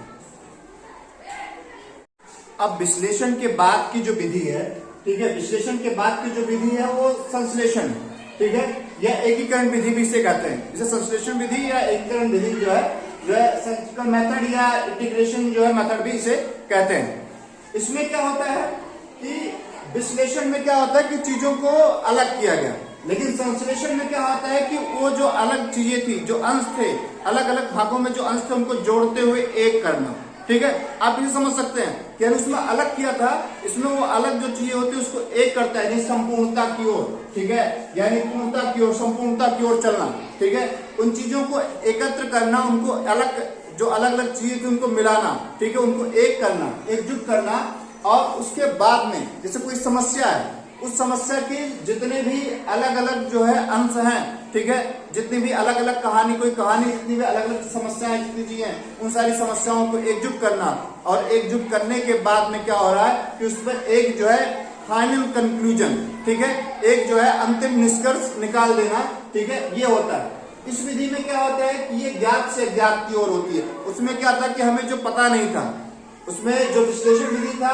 ठीक है, विश्लेषण में जो है क्या था कि अज्ञात से ज्ञात की ओर जा रहे थे, हमें चीजें पता नहीं थी, फिर हमने उसको तोड़ा, फिर अलग अलग देखा, समझा, ठीक है, उसके बाद में हम जो है उसके बाद में हमने उसे विचार किया, तब। अब इसमें क्या हो रहा है, इसमें चीजें उपलब्ध है, जो भी चीजें हैं, जो भी सारी चीजें, इसमें क्या हो रहा है कि सारी की सारी चीजें क्या आ रही है, उपलब्ध है, हमें पता है चीजें, ठीक है। हमने एक जो था सब कुछ अलग अलग भागों में उसको अलग अलग अंशों में डिवाइड में दिखा, जैसे फूल हमने था, ठीक है, हमने फूल के सारे पार्टों को अलग अलग जो सारी समस्याएं थी उसको अलग अलग कर दिया, उस पर अध्ययन कर लिया। अब जो अध्ययन करने के बाद में उन चीजों को जोड़ना, ठीक है, उनको एक रूप लाना, यानी विश्लेषण ये है तो संश्लेषण ये है, इसको जो है एक रूप, यानी इसमें तोड़ दिया तो इसमें एकजुट कर दिया, ठीक है, एकजुट करने के बाद में, ठीक है, अब क्या हो रहा है कि इसमें जो चीजें ज्ञात है, जो हमें चीजें पता है, उसके बाद में अज्ञात तक जो अज्ञात की ओर जाना, अज्ञात जो है उसके बाद में हम एक निष्कर्ष, ठीक है, एक समाधान, ठीक है, उसके बारे में जानेंगे। इसमें क्या है कि एक निष्कर्ष निकालना, एक चीजों को प्रूव करना, इस आधार पर जो समस्याएं हैं उस पर जो विश्लेषण हुआ, विश्लेषण के बाद में हम उस पर तर्क हुआ, उसके बाद में हम निष्कर्ष की तरफ जाएंगे। अब एक चीज ये जानना आपको जरूरी है कि विश्लेषण और संश्लेषण, ठीक है, जो संश्लेषण और एनालिसिस जो मेथड है, ये दोनों मेथड एक साथ प्रयोग किए जाते हैं। एक के बिना दूसरा मेथड किसी काम का नहीं, ठीक है, एक के बिना दूसरा मेथड किसी काम का नहीं है। अगर सिर्फ एक प्रयोग हो रहा है तो केवल वो मेमोरी लेवल टीचिंग जो है, ठीक है, जो मेमोरी लेवल टीचिंग लर्निंग है, केवल उसी पे आधारित रहेगा, ठीक है। अगर क्योंकि दोनों मेमोरी लेवल और रिफ्लेक्टिव जो है लेवल है, ठीक है, क्लियर चिंतन स्तर जो है, ठीक है, और जो मेमोरी लेवल जो बोध है उन दोनों को देखना होता है। तो यानी एक इन दोनों का प्रयोग एक साथ किया जाता है, अगर किसी एक विधि का प्रयोग किया गया, दूसरी का प्रयोग नहीं किया गया, तो यानी इसका मतलब यह है कि वो विधि पूर्ण नहीं मानी जाएगी, उसको किसी काम की नहीं है। अगर हमने क्या हुआ कि एक क्या हुआ कि हमने समस्या को अलग अलग अंशों में तोड़ लिया, लेकिन तोड़ने के बाद में हमने उसको देखा, देखने के बाद हमने कोई कंक्लूजन नहीं निकाला, ठीक है। तो कंक्लूजन निकले कहां से? जब तक हम उसको एक करके उसकी समस्याओं को समाधान कहाँ हुआ? यहाँ पर तो क्या हो रहा है कि समस्या का एक तरह से विचार विमर्श हो रहा है, विश्लेषण हो रहा है समस्या का, लेकिन संश्लेषण के बाद में ही उसका हल निकलता है, ठीक है। तो अगर हमने केवल विश्लेषण पढ़ा, संश्लेषण नहीं किया, तो उसका कोई मतलब नहीं रहा। अब केवल संश्लेषण किया, विश्लेषण नहीं किया, तो भी उसका कोई मतलब नहीं है। तो इन दोनों विधियों को एक साथ प्रयोग में लाया जाता है, ठीक है। यह एक जो ये शिक्षण यानी टीचिंग की एक साइंटिफिक मेथड कह सकते हैं, ठीक है। ये विश्लेषण संश्लेषण जो विधि है, ये क्या हो रहा है कि एक मनोवैज्ञानिक विधि है, ठीक है। यह एक तरह से जो है जो साइकोलॉजिकल या मनोवैज्ञानिक, एक तरह से इसमें क्या होता है, साइंस में जिस तरह से हर चीज को हम ऐसे नहीं मान लेते, उस पर विचार करते हैं, अलग तोड़ते हैं, एक्सपेरिमेंट करते हैं, प्रयोग करते हैं, तो ये एक मनोवैज्ञानिक विधि या वैज्ञानिक विधि कह सकते हैं इसको, इस मेथड को। तो ये विश्लेषण और संश्लेषण था। अब हम अगला मेथड देखते हैं, उसके बारे में पढ़ेंगे। विधि के बाद में जो प्रयोग में लाई जाती है वो है निगमन विधि, ठीक है।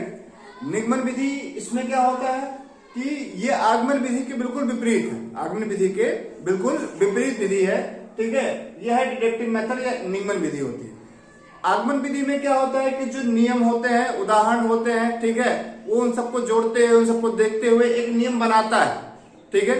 उन सारी चीजों को देखते हुए एक नियम बनाया जाता है कि अब जैसे क्या हुआ कि जो है सिंपल इंटरेस्ट है, ठीक है, तो उसमें मूलधन क्या है, जो कि दर क्या है, इन सारी चीजों को देखते हुए, इनके उदाहरण देखते हुए तब एक फॉर्मूला बनाया गया कि ठीक है, मूलधन गुणे दर गुणे समय बटा 100, ठीक है, ये जो है सिंपल इंटरेस्ट का फॉर्मूला बनाया गया। लेकिन क्या हो रहा है कि अब ये होगा, ठीक है, जो डिडक्टिव मेथड होगा ये उसके विपरीत होगा। कैसे विपरीत होगा, आइए हम जानते हैं। निगमन विधि के जो जनक थे ये अरस्तु थे, निगमन विधि के जनक थे ये अरस्तु थे, और आगमन विधि के जो जनक थे वो फ्रांसिस बेकन और पेस्टोलॉजी, ठीक है। ये इसमें क्या हो रहा है, ये सामान्य से विशिष्ट की ओर जा रहा है, ठीक है। इसमें क्या हो रहा है कि इसमें सामान्य से विशिष्ट की ओर जा रहा है, और वो क्या था कि विशिष्ट सामान्य की ओर, ठीक है। ये फ्रॉम जनरल टू जो है पर्टिकुलर जा रहा है, ठीक है। और उसमें क्या था, तो उसमें इसका उल्टा था, सूक्ष्म से स्थूल की ओर, ठीक है, फ्रॉम ऑब्जेक्ट टू कंसर्ट। तो उसे अब उसमें क्या था कि स्थूल से सूक्ष्म की ओर जा रहा था। सिद्धांत से उदाहरण की ओर, इसमें क्या हो रहा है कि जो नियम है, इसमें बच्चों को ऐसे क्या हो, अब फॉर्मूला सीधा नियम बता दिया जाता है, उसमें नियम बनाया जाता है, ठीक है। लेकिन इसमें क्या होता है कि सीधा नियम बता दिया जाता है कि ये रूल है, ठीक है, ये सवाल लगाना है ना, इस सवाल का ये फॉर्मूला है, ठीक है, ये फॉर्मूला है, और इस फॉर्मूले पे सवाल लगाओ, ठीक है। उसको नियम बता दिए कैसे लगाना है, लेकिन उसमें नियम बनाए गए थे, ठीक है। आगमन विधि में नियम बनाए गए थे, लेकिन निगमन में जो नियम है, ठीक है, उसमें फॉर्मूला बनाया गया था, लेकिन इसमें फॉर्मूला से बता दिया गया कि ये सिंपल इंटरेस्ट निकालना है, तो लो ये प्रिंसिपल, ठीक है, टाइम, ठीक है, एयर और 100 लगा के जो है ये लगा दो, ठीक है, वैसे निकाल दिया गया। तो इसमें क्या हो रहा है कि सिद्धांत से उदाहरण की ओर, ठीक है, इसमें सिद्धांत से उदाहरण की ओर, इसमें विद्यार्थियों को पूर्व में सारे नियम कानून जो भी चीज होती है, कैसे करना है, कैसे नहीं करना है, ये सारी चीजें बता देते हैं, ठीक है। यह विधि क्या होता है कि अभिसारी जो चिंतन कराती है, ठीक है, अभिसारी जो चिंतन होता है वो कराती है, और इसका जो लेवल होता है, ठीक है, इसका जो मेमोरी लेवल पर टीचिंग होती है इसमें, ठीक है। इसमें क्या होता है, जो टीचिंग होती है कि मेमोरी लेवल पर टीचिंग होती है, और आगमन विधि जो थी, ठीक है, उसमें अंडरस्टैंडिंग लेवल पे होती है, ठीक है, जो है मेमोरी लेवल टीचर लर्निंग होती है इसमें, लेकिन उसमें क्या होता है कि जो है अंडरस्टैंडिंग लेवल जो थे वो होता था उसमें। तो इस तरह से ये विधि, इस विधि में की जो मेन चीजें हैं ये यही पेपर में आता है, ठीक है, यही पेपर में आता है कि आगमन विधि का क्या है और निगमन विधि क्या है। अब आगमन विधि का सामान्य से विशिष्ट की ओर, ठीक है, सूक्ष्म से स्थूल की ओर, सिद्धांत से उदाहरण की ओर, ठीक है। और इसमें क्या होता है कि जितने नियम कानून होते हैं पहले से विद्यार्थियों को बता दिए जाते हैं। लेकिन उसमें क्या होता है, अब इसमें मैंने 17 वाला उदाहरण दिया था ना, ठीक है, कि उसमें बच्चा उसे 1 बार खाया, 2 बार खाया, ठीक है, 3 बार खाया, तब जाकर उसे पता चला कि जो हरा संतरा होता है, ठीक है, ये कैसा होता है कि ये जो है ये खट्टा रहेगा, ठीक था, मुझे पता चला। लेकिन इसमें क्या होता है कि पहले बता दिया जाता है कि ये थोड़ा येलो है, ये मीठा रहेगा, ये हरा वाला संतरा खट्टा है, ठीक है। उसके बाद में फिर वो जो है उसको टेस्ट करता है, फिर उसको उदाहरण की तरफ जाता है तो टेस्ट करेगा, ठीक है, समझेगा और फिर उसे लगेगा कि अच्छा हाँ ये सही कहा है कि ये खट्टा है इसलिए, ठीक है। तो आप उस उदाहरण से ध्यान में रखेंगे, आप जो है उस जो उदाहरण है उसको ध्यान में रखेंगे, और अगर उस उदाहरण को ध्यान में रखेंगे तो आपको नियम समझ में आ जाएगा आसानी से। तो इस तरह से आगमन विधि और निगमन विधि, ठीक है, ये दोनों जो है एक तरह से क्या हो रहा है कि ये काफी इंपॉर्टेंट टॉपिक है, और ये पेपर में अक्सर जो है इनके जो सूत्र हैं, चाहे ये फॉर्मूला कह सकते हैं इसको, समान से विशिष्ट की ओर, सूक्ष्म स्थूल की ओर, सिद्धांत से उदाहरण की ओर, ठीक है, ये चीजें आती है पेपर में, और कई बार पेपर और इसमें काफी कंफ्यूजन होती है, ठीक है। तो आप इसको ध्यान में रखेंगे। अब हम जो है टीचिंग मेथड के अगली विधि है, ठीक है, उसके बारे में हम जो है चलते हैं, उस पर चलते हैं। अब अगला जो मेथड है ये है प्रोजेक्ट मेथड, परियोजना विधि या परियोजना विधि जिसे हम कहते हैं।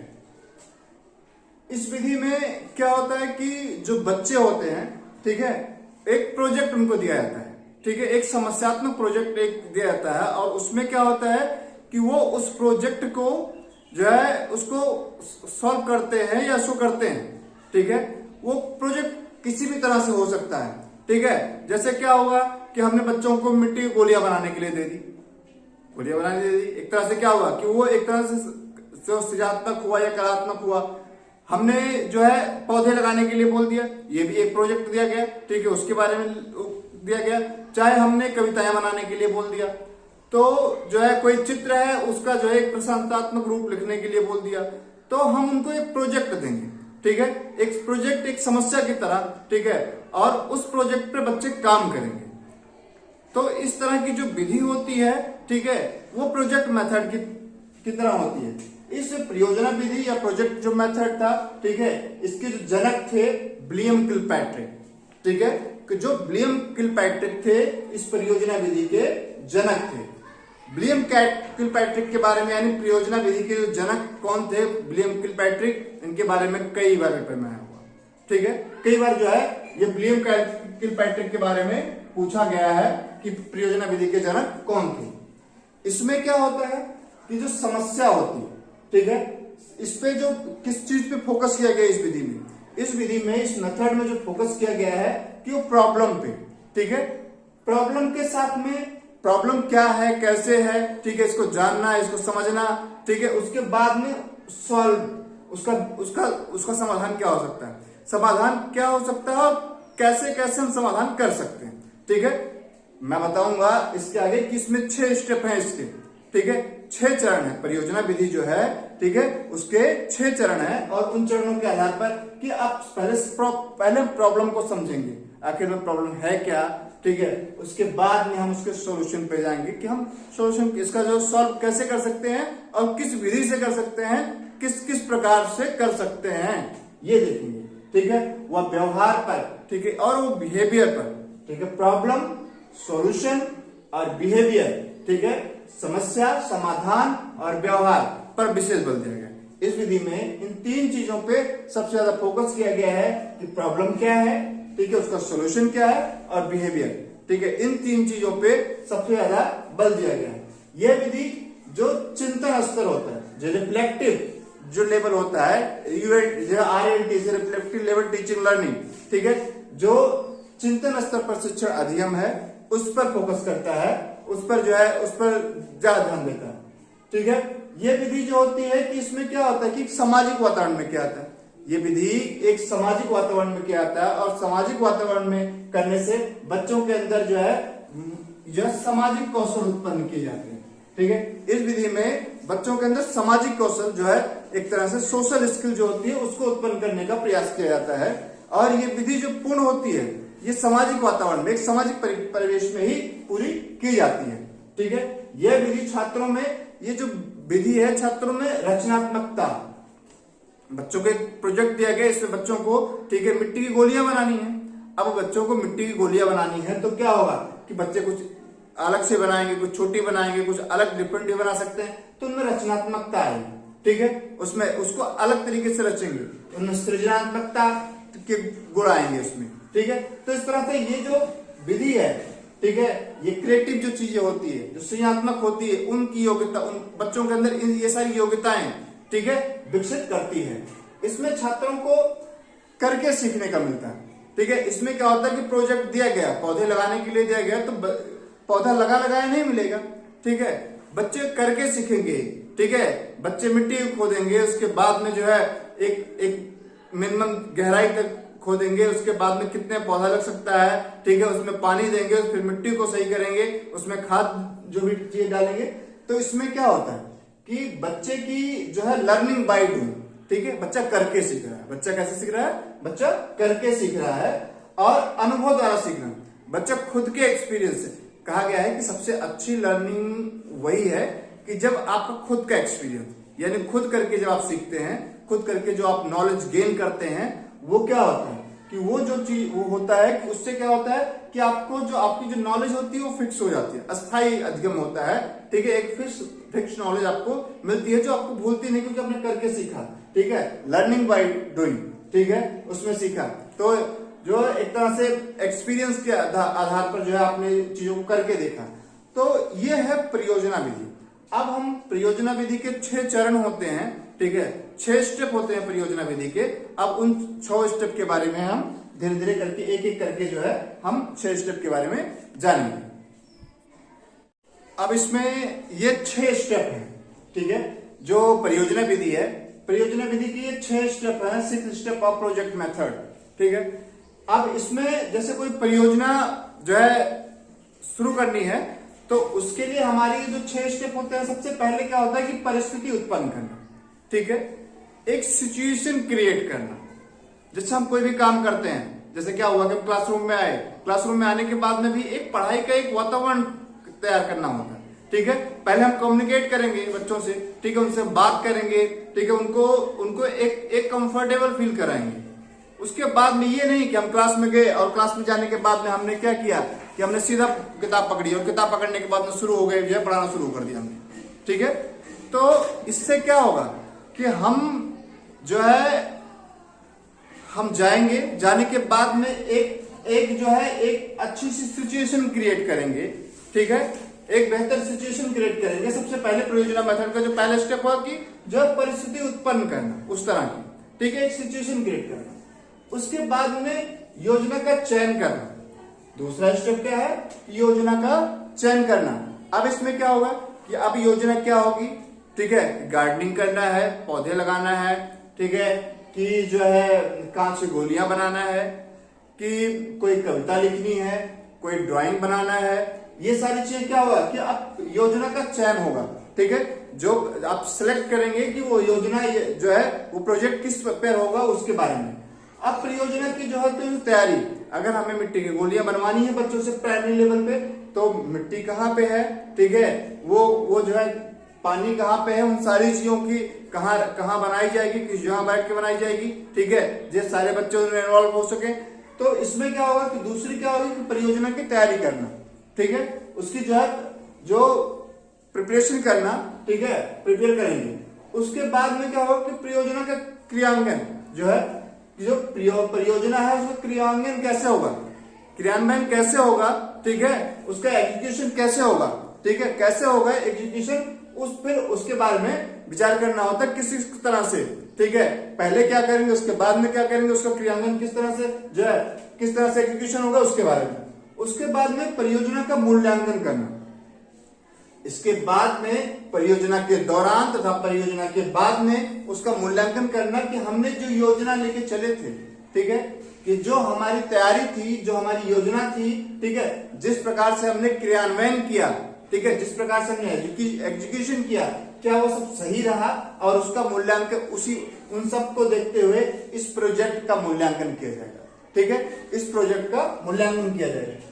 और सबसे अंत में, ठीक है, परियोजना का आलेखन करना, ठीक है, कि रिकॉर्डिंग करना, ये जो परियोजना होगी उसकी रिकॉर्डिंग करना या उसकी पिक्स लेना, या एक तरह से क्या होगा उसका आलेखन करना।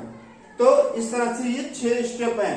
परियोजना विधि जो है परियोजना विधि के 6 स्टेप है। सबसे पहले जो है सिचुएशन क्रिएट करना, ठीक है, परिस्थिति उत्पन्न करना, दूसरा योजना का चयन करना, और जो तीसरा है कि योजना की जो परियोजना है उसकी जो प्रोजेक्ट है उसकी तैयारी करना, और चौथा जो परियोजना है उसका क्रियान्वयन, उसका एग्जीक्यूशन कैसे करना है, ठीक है, और पांचवा जिसपे हम ध्यान रखेंगे, ठीक है, वो है परियोजना का मूल्यांकन करना, ठीक है, और जो छठा है कि परियोजना का आलेखन करना या रिकॉर्डिंग करना। तो ये परियोजना जो विधि रहे उसके 6 स्टेप रहे, उसके आधार पर हम जो है एक तरह से जो परियोजना विधि है वो पूरी होती है। इस तरह से क्या होगा कि अब हम अगली विधि के जो है अगले जो मेथड है, अगली टीचिंग मेथड है उसकी तरफ चलते हैं। तो इसमें अब आप हम अगली विधि देखेंगे। जो अगली विधि है वो आगमन विधि है। अगली विधि कौन सी विधि है? आगमन विधि है, जिसे इंडक्टिव मेथड भी कहते हैं। ये भी चाइल्ड सेंटर्ड मेथड है, ठीक है, छात्र केंद्रित जो है जो विधि है। इसमें हम क्या जानेंगे, काफी इंपॉर्टेंट है, और ये इस मेथड से कई सारी चीजें पूछी जाती है। अक्सर कई सारे सीटेट में अक्सर पूछे जाते हैं, और जो एग्जाम होते हैं, ठीक है, जो teacher TET, super TET, DSP, ठीक है, इसमें भी कई बार इससे जो है क्वेश्चन आए हुए हैं, ठीक है। तो हम इसको अगर समझ लेंगे तो जितने भी क्वेश्चन होंगे उसको आसानी से हम जो है उसका आंसर कर सकते हैं। आगमन विधि के जो जनक थे, ठीक है, आगमन विधि के जो डिस्कवर जिसने किया था, ठीक है, वो फ्रांसिस बेकन एंड पेस्टोलॉजी थे, ठीक है। आगमन विधि जो था उसके जो जनक थे वो फ्रांसिस बेकन व पेस्टोलॉजी थे। इन्होंने जो है ऐसा आगमन विधि को दिया। आगमन विधि क्या है कि इसमें जो अनुभव होते हैं, ठीक है, जो अनुभव जो होते हैं, जो प्रयोग होते हैं तथा जो उदाहरण होते हैं, उन सबका विस्तृत अध्ययन किया जाता है, ठीक है। और उन जो अनुभव होते हैं, ठीक है, जो प्रयोग होते हैं, साथ में क्या हो रहा है कि जो उदाहरण होते हैं, जो एग्जाम्पल्स होते हैं, उन सबका क्या होता है कि एक विस्तृत अध्ययन किया जाता है, और अध्ययन करने के बाद में एक नया नियम निकाला जाता है, ठीक है। उस जो नियम निकाला जाता है उसे आगमन विधि हम कहते हैं। यह विधि क्या होती है कि ये जो मेथड है, ये जो प्राथमिक बच्चे हैं, ठीक है, जो प्राइमरी लेवल के लिए सबसे अच्छी विधि मानी जाती है और काफी प्रभावशाली विधि मानी जाती है प्राइमरी लेवल पे। इस विधि के इस विधि में क्या होता है कि इसमें इसके कुछ सूत्र हैं, ठीक है। अक्सर क्या होता है कि ये सूत्र पूछे जाते हैं। अक्सर क्या होता है कि बता दिया जाता है कि आगमन विधि जो है, आगमन विधि लिख दिया गया, आगमन विधि लिखने के बाद में लिख दिया गया कि समान से विशिष्ट की ओर, विशिष्ट समान के ठीक है, इसमें जनरल टू स्पेसिफिक, ठीक है। इस तरह से क्या हुआ, example to rule, rule to example. तो इस तरह से क्या होता है कि यही नियम है जो अक्सर पेपर में पूछे जाते हैं। आगमन विधि में क्या होता है कि विशिष्ट से सामान्य की ओर होता है, ठीक है। इसमें क्या होता है कि पहले विशिष्ट होता है, ठीक है, जो चीज विशिष्ट होती है उसके बाद में क्या होता है फिर सामान्य की ओर हम जाते हैं। पहले विशिष्टता के बाद में फिर हम सामान्य की ओर जाते हैं। दूसरा क्या होता है कि ज्ञात से अज्ञात की ओर। इस विधि में क्या होता है कि पहले हमें ज्ञात होता है, जो चीजें होती है पहले हमें हमारे नॉलेज में होती है, और जो हमारे ज्ञात में होती है उसके बाद में क्या होता है कि फिर हम जो है अज्ञात की तरफ जाते हैं, ठीक है, अज्ञात की तरफ हम जो है जाते हैं। उस स्थूल से सूक्ष्म की ओर पहले क्या होता है कि एक स्थूल होता है, ठीक है, और उसके बाद में सूक्ष्मता की तरफ, माइक्रो जो होता है एक तरह से जो सूक्ष्म चीजें हैं, ठीक है, उनके तहत उसकी गहराई में जाते हैं। उदाहरण से नियम की तरफ पहले हम उसके उदाहरण हमें बताओगे। जब हमें उदाहरण जो हम देखेंगे उस उदाहरण को पता करेंगे, और उदाहरण के बाद में क्या होगा फिर हम उसके नियम की तरफ जाएंगे। पहले हम नियम नहीं, पहले हम उदाहरण पता करेंगे, उसके बाद उसको सोचेंगे, समझेंगे, उसको प्रयोग करेंगे, ठीक है, फिर हम नियम की तरफ जाएंगे। अब क्या हो रहा है कि इस तरह से ये आपको ध्यान रखना है कि आगमन विधि में विशिष्ट से सामान्य की ओर, ज्ञात से अज्ञात की ओर, ठीक है, स्थूल से सूक्ष्म की ओर, और उदाहरण से नियम की तरफ, ठीक है। ये इस तरह से फॉर्मूला कह सकते हैं इस जो है इस विधि का। और इसी विधि से और यही चीजें अक्सर पेपर में पूछी जाती है। यह 1 नंबर में फ्रांसिस बेकन का पेस्टोलॉजी जो है, ठीक है, ये जो है पूछा जा सकता है कि फ्रांसिस बेकन या पेस्टोलॉजी इस जो विधि के जनक कौन थे। तो इस तरह से क्या हो रहा है कि यह मैथ, ठीक है, यह मैथ पढ़ाने की और साइंस पढ़ाने की काफी श्रेष्ठ विधि है, काफी अच्छी विधि है। मैथ और साइंस पढ़ाने की ये जो मेथड है, मैथ और साइंस पढ़ाने का काफी अच्छा मेथड माना जाता है। अब इसमें जैसे क्या, इसका उदाहरण जैसे क्या होता है कि इसमें जैसे क्या हो रहा है कि एक बच्चा है, और उस बच्चे को क्या हुआ कि वो बच्चा आया, आने के बाद में जो है जो आने के बाद में वो आया और एक जो है संतरे की एक जो है टोकरी रखी हुई थी, उसे एक संतरा उठाया। वो संतरा क्या होता है, कुछ पीले रंग के थे, कुछ उनमें कुछ थोड़ा हरे रंग के भी थे। तो हरा वाला संतरा उठाया और उसमें से खाया। उसने खाने के बाद में उसे थोड़ा खट्टा सा लगा, ठीक है। उसके बाद में क्या हुआ कि दूसरे दिन फिर आया। दूसरे दिन आने के बाद फिर उसने उस हरे टाइप संतरा उठाया और खाया, फिर उसे खट्टा लगा। ऐसे तीसरे दिन भी किया।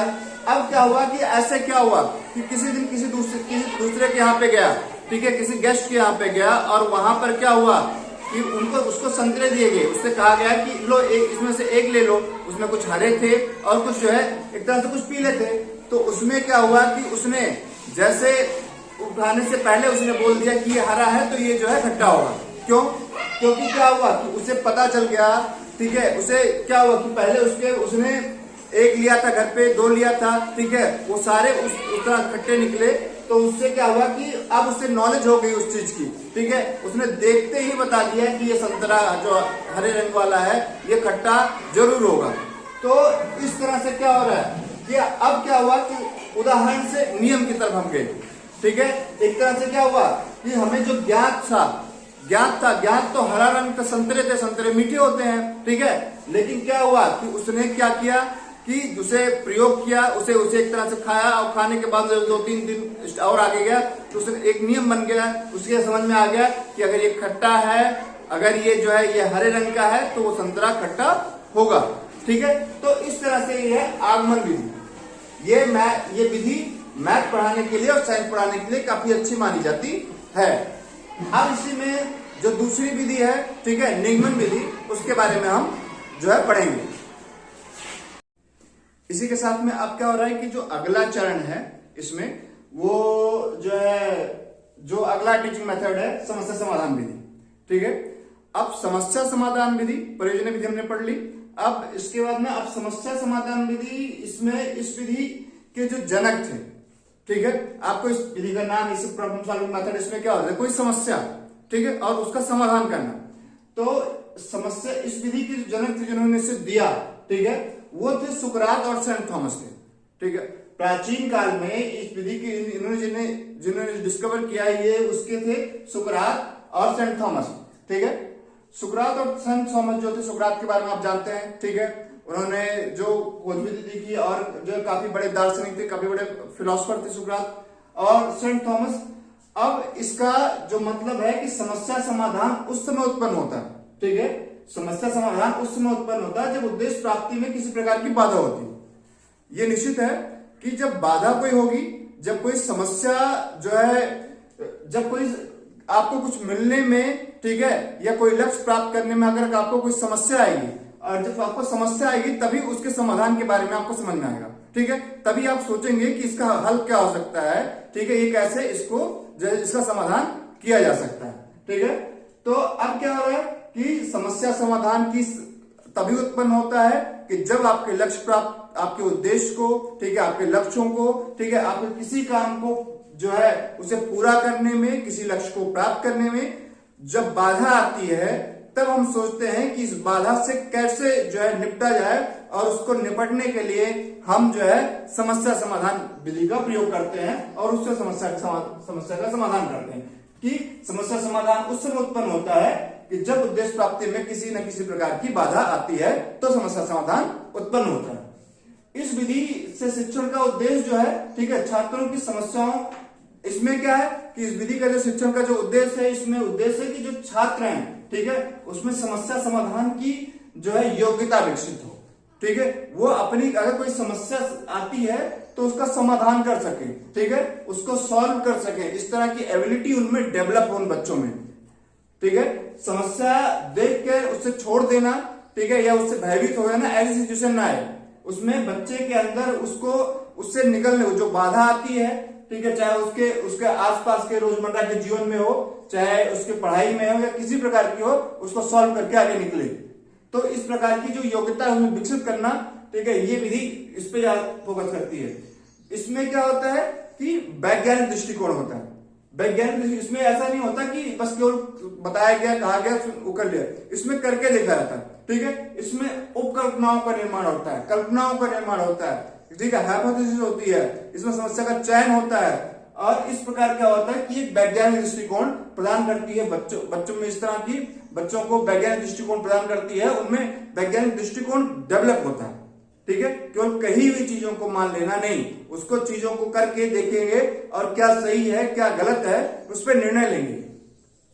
चिंतन, इसमें क्या होता है कि जो रिफ्लेक्टिव जो है चिंतन स्तर की जो शिक्षण अधिगम होता है। ठीक है, इसमें जो टीचिंग और लर्निंग होती है रिफ्लेक्टिव जो है लेवल का होता है, यानी चिंतन स्तर पर शिक्षण अधिगम होता है इस विधि में। इसमें क्या होता है कि मेमोरी लेवल का नहीं होता, इसमें चिंतन किया जाता है, इसमें विचार किया जाता है, इसमें तर्क वितर्क किया जाता है और उस आधार पर, ठीक है, उस आधार पर क्या होता है कि चिंतन होता है और चिंतन के आधार पर जो है, इसीलिए ये एक वैज्ञानिक विधि, ठीक है, इसीलिए वैज्ञानिक विधि है, उसमें विचार करके देख के चीजों को। अब जैसे क्या हो रहा है कि अब इसके क्या है कि इसके जो है 5 चरण है। ठीक है, 5 स्टेप ऑफ प्रॉब्लम सॉल्विंग। ठीक है, प्रॉब्लम सॉल्विंग के 5 चरणों से होकर गुजरते हैं और उसके अनुसार जो है एक समस्या होती है। ठीक है, उसका चयन करते हुए बाद में सॉल्व करते हैं। तो आइए चलिए हम जो है उन 5 चरणों को एक्सप्लेन करता हूं आपको। समस्या समाधान विधि के जो पद है, ठीक है, समस्या समाधान विधि के जो स्टेप्स हैं, अब हम जैसे समस्या समाधान का सिलेक्शन ऑफ प्रॉब्लम सॉल्विंग, इसमें जो सबसे पहला पद है, जो सबसे पहला स्टेप है समस्या समाधान का, वो है कि समस्या का चयन करना। ठीक है, समस्या का जो समस्या है, ठीक है, उसका चयन करना। सबसे पहले हम क्या करेंगे कि इसमें समस्या का चयन करेंगे। अब चयन में क्या होगा कि समस्या समाधान ऐसी, ठीक है, जो समस्या है, ठीक है, समस्या ऐसी जिसका समाधान करने की आवश्यकता, ठीक है, आपको समस्या ऐसी लेनी है। ठीक है, आपको ऐसी समस्या लेनी है जिससे समस्या को समाधान करने की जरूरत, ठीक है, समस्या को समाधान करने की आवश्यकता छात्रों को महसूस हो। ठीक है, आपको ऐसी समस्या नहीं लेनी है कि जिसमें छात्रों को इंटरेस्ट ना हो, ठीक है, उन्हें समझ में ना आए या उनको आवश्यकता ही नहीं महसूस हो, उन्हें लगे कि ये समस्या लेने से क्या मतलब है। ठीक है, इससे कोई मतलब नहीं है। ठीक है, अगर ये समस्या ले लेंगे तो इसमें करना क्या है, कुछ नहीं करना है।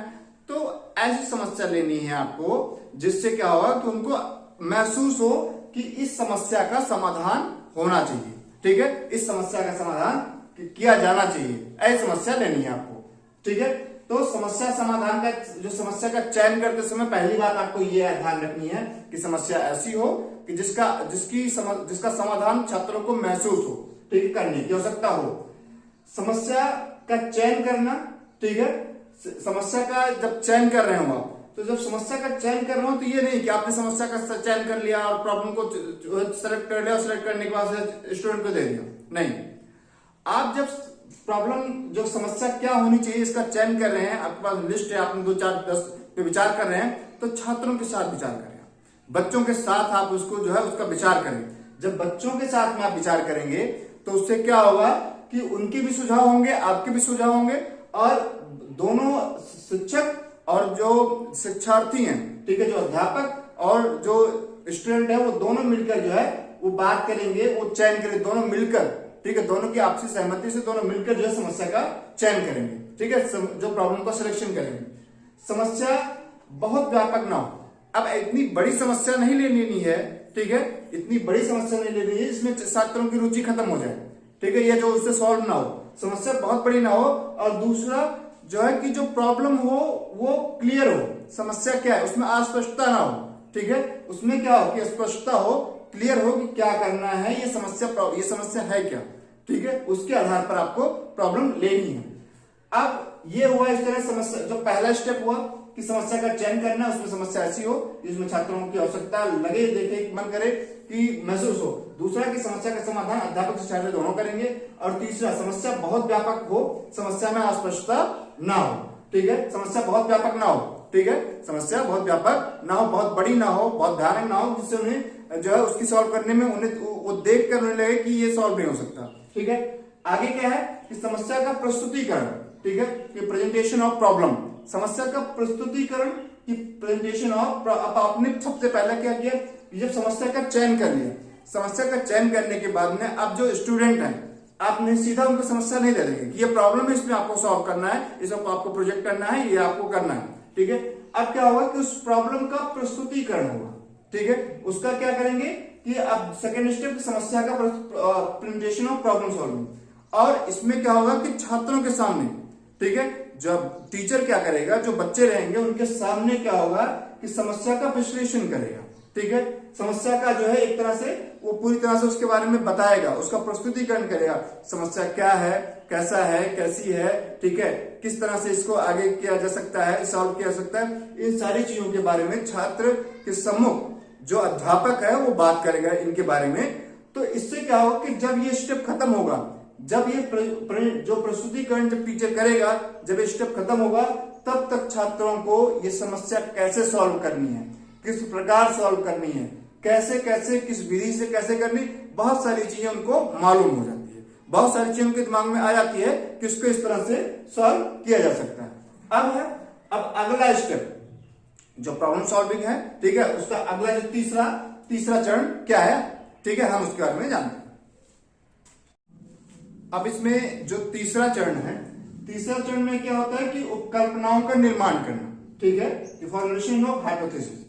अब उपकल्पनाओं का निर्माण करना क्या होता है कि इसमें यही, ठीक है, यही जो चरण है, यही जो स्टेप है, यही स्टेप इसको वैज्ञानिक बनाता है, ठीक है, यही स्टेप इसको वैज्ञानिक आधार प्रदान करता है। इसीलिए यही स्टेप बच्चों में वैज्ञानिक दृष्टिकोण पैदा करता है कि उपकल्पनाओं का निर्माण करना है, फॉर्मुलेशन ऑफ हाइपोथेसिस। इसमें क्या होता है कि अब चयन के बाद में उपकल्पनाओं का क्या होगा कि इसका एक निर्माण के बाद किया जाता है कि इसमें जो समस्या है, ठीक है, कि इसमें समस्या है, अब उसका संभावित कारण क्या हो सकता है, ठीक है, इसका कारण क्या है, इस समस्या का कारण क्या है और इस समस्या का क्या समाधान हो सकता है। जैसे क्या, मैं एक उदाहरण से आपको समझाता हूं कि जैसे हमने एक बलून लिया, एक गुब्बारा लिया, ठीक है, अब उसमें देखा कि क्या इसमें भार है कि नहीं है, ठीक है, कि इसमें जो है एक बैलून लिया और उसमें देखा कि हवा, ठीक है,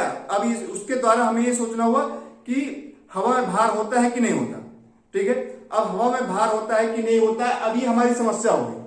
समस्या को क्या हुआ कि दूसरे चरण में टीचर ने उसका प्रस्तुतिकरण किया, बच्चों के सामने प्रस्तुतिकरण किया, उसके बारे में बताया कि हवा में भार होती है, ठीक है, या क्या होती है, उस सारी चीजों के बारे में उसने प्रेजेंटेशन दिया बच्चों के सामने। बच्चों को बहुत कुछ समझ में आ गया कि उसके बारे में। अब क्या हुआ कि अब एक उपकल्पना का निर्माण हुआ, प्रेजेंटेशन, पहले समस्या हुई कि हवा में भार होती है कि नहीं होती, यह समस्या हुई, समस्या के बाद में टीचर ने उसका प्रेजेंटेशन दिया दूसरे स्टेप पे। अब तीसरे स्टेप पे क्या हो रहा है कि उपकल्पनाओं का निर्माण हो रहा है।